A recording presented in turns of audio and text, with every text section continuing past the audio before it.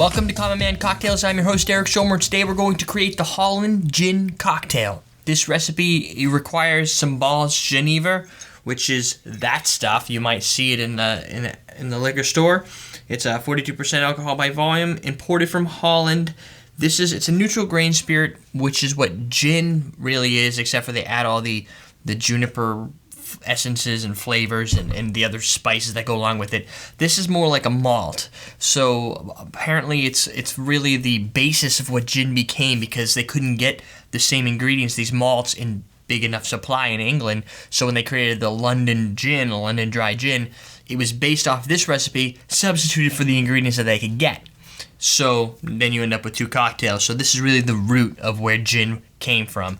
And it came out, or was relaunched, not too long ago. So when we have another recipe with this, we haven't had enough of them, so I wanted to go back into the recipe book and get that. And we're also going to use some absinthe. So we've got Lucid Absinthe Superior. This is 62% alcohol by volume, so that's for 124. Yeah, 124. Yeah, that's a lot, 124 proof. So it's going to be strong, and what we're going to do is we're just going to rinse it across the cocktail glass. We're also going to use some rich simple syrup, and you can tell the difference because of how well it hangs. That's 1 cup of sugar to a half cup of water, and that's what you get. You get this really super thick sweetness. And so what I'm going to do first is I'm going to pour a little absinthe into the center of the cocktail glass, and I'm just going to rinse it out, and then we won't use the remains. So what we'll do is slowly kind of twirl it and pour it across the glass to really just get a coating. We don't want to get too much in there because it's going to be strong, I don't know, anise, black licorice-y type smell to it. Yeah, definitely gives you that punch. Then we're going to mix let's not use that same one.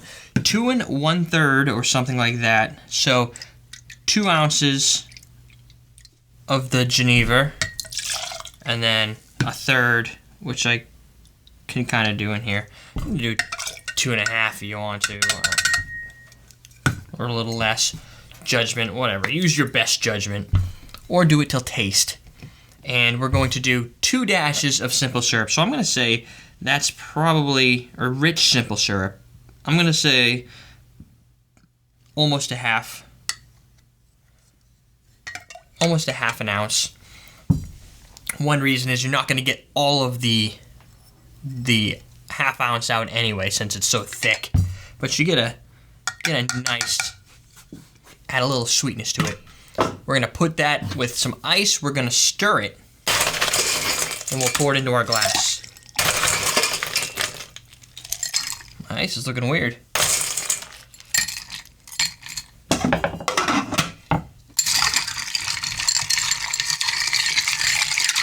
Stir that till it's nice and chilly.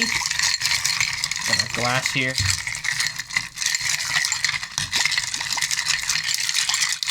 Ah, he attacked.